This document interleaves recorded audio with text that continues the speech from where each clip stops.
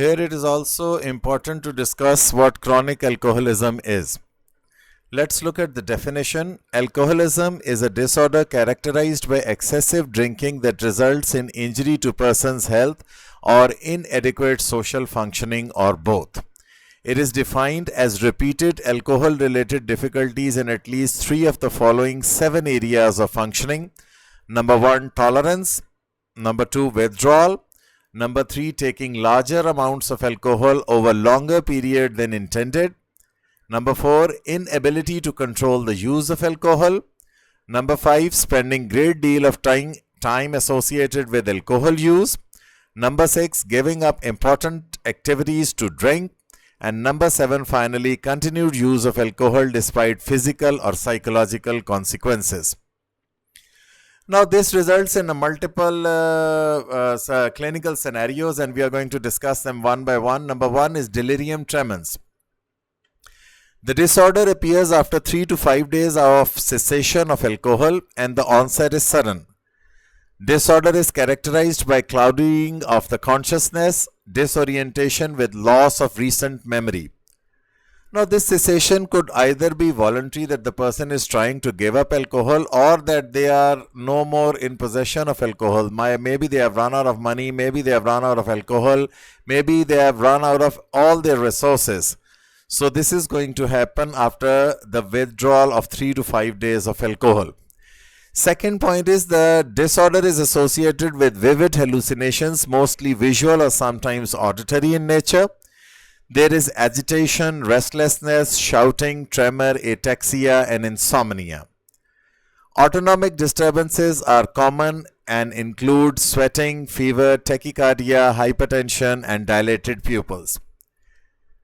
When person is suffering from delirium tremens, he is not held responsible for any act because that he is considered to be of unsound mind during that state of alcohol withdrawal state. Next clinical scenario that is faced is Korsakoff syndrome. It is alcohol-induced persisting amnestic disorder and occurs due to thiamine deficiency. Korsakoff syndrome presents with number 1, profound anterograde amnesia, that is inability to learn new things. Then milder retrograde amnesia also. And finally, impairment in visuospatial, abstract and conceptual reasoning. Most of the patients demonstrate an acute onset of Korsakoff syndrome in association with Wernicke syndrome, whereas the rest person show gradual onset. Now, what is Wernicke syndrome?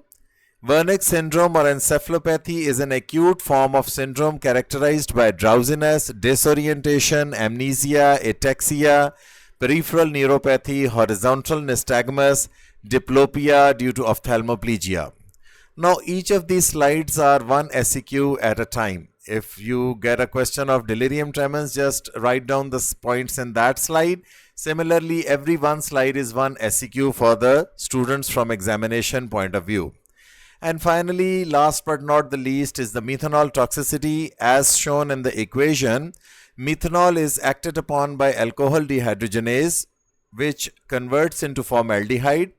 And then this is acted upon by aldehyde dehydrogenase, which is a rapid process, and it forms formic acid. Now, this formic acid is basically the byproduct which leads to damage of the optic nerve, and it causes permanent blindness.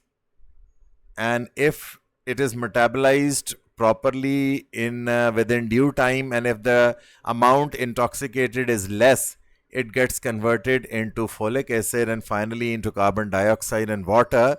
But the main thing is, if large quantities are ingested, they are going to result in immediate emergent situation of permanent blindness.